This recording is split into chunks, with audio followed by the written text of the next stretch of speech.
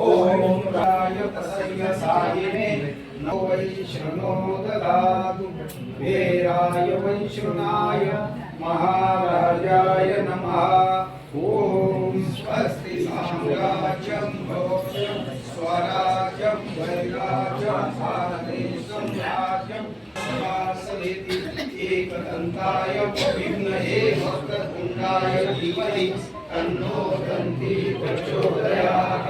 इति मंत्र पुष्पाञ्जलि समर्पयामि। नमस्कारं करोमि।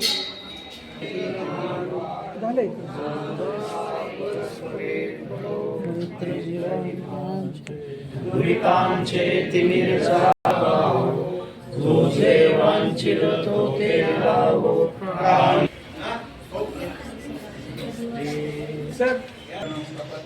निरञ्जनं समभासं रविपुत्रं यमाग्रजं श्रीदेवतो नमः। सकलपूजा पूजा दशोपचारे पूजनं तच्च नमस्कारं करोमि। ओम श्री भगवान महादेव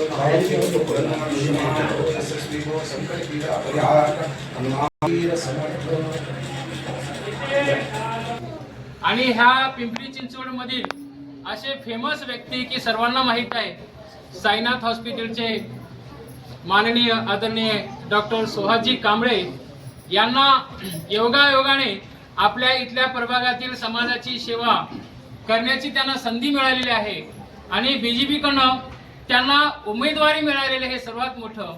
त्याचप्रमाणे या ठिकाणी नीलमताई लांडगे याही वेल एज्युकेटेड आहे। करायचे की आता या ठिकाणी तुम्हाला बदल घडवायचे आहे, अशा सुशिक्षित लोकांना निवडून देऊन त्यांना कार्य करण्याची सेवा करायची आहे। आता ते अडळी भरपूर सेवा केल्या, तर समाजाची सेवा करण्यासाठी ते इथे उतरलेले आहेत। सर्वांना विनंती करतोय की या ठिकाणी कमळ या चिन्हावरती शिक्का मारून भरघोस मताने निवडून द्यायचे आहे आणि यांना म्हणजेच या ठिकाणी माननीय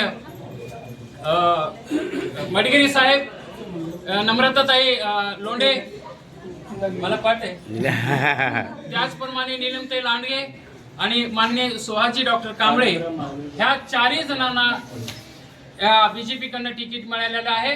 तर मला पूर्णपणे विश्वास आहे ह्या देवाच्या ठिकाणी आहे आणि मला खात्री आहे की तुम्ही निवडून देणार। बजरंग बने की दुसरे सांगायचं डॉक्टर सुभाष कांबळे आगे बढ़ो, हम तुम्हारे साथ हैं। नीलमताई लांडगे आगे बढ़ो, हम तुम्हारे साथ हैं। येऊन येणार कोण? बीजेपी आहे। थँक्यू। परत उच्च शिक्षित लोक येत नव्हते, ही आपल्या लोकांची खंत होती, पण आज या प्रभागामध्ये आपले चारही उमेदवार हे उच्च शिक्षित आहेत, डॉक्टर आहेत, इंजिनियर आहेत आणि 2 ग्रॅज्युएट आहेत।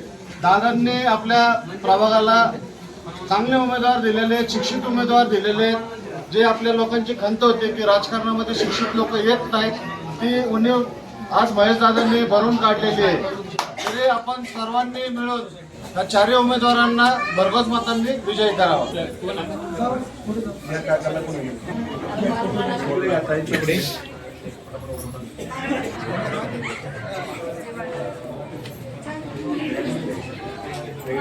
आमचे मित्र सुहास कांबळे सर उपस्थित राहिले। मंडळाच्या वतीनं, आमच्या इंद्रायणनगर रहिवासी संघटनेच्या वतीनं, आमच्या मंडळ सदस्यांच्या वतीनं मी त्यांचा सत्कार करतो, आभार मानतो की यांना आम्ही आमच्या परीने जेवढी मदत होईल तेवढी आम्ही सहकार्य करू।